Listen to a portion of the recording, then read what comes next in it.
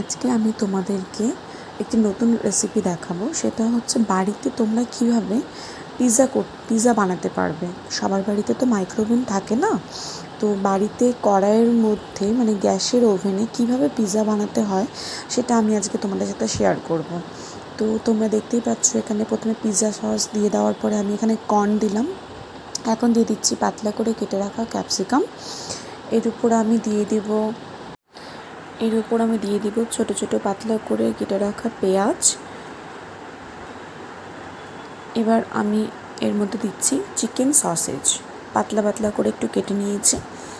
একটু বেশি করে চিকেন সসেজ দিব, কারণ পিৎজার সাথে একটু মুখে না লাগলে ভালো লাগে না। তো আমি এখানে দিয়ে দিচ্ছি মশলা, একটা গুঁড়ো মশলা যাকে বলে প্যাকেটিং। এরপর আমি এর মধ্যে আস্তে আস্তে অল্প অল্প করে দিয়ে দিচ্ছি চিজ। তো একটু বেশি করে দেবে, একটু চিজটা বেশি হলে খেতে ভালো লাগে।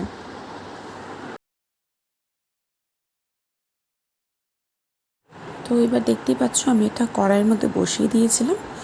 নিচে জাস্ট যে গরম খাবার রাখার জন্য যে স্ট্যান্ডগুলো পাওয়া যায় সেটা দেবে, তার উপরে দিয়ে দিবে।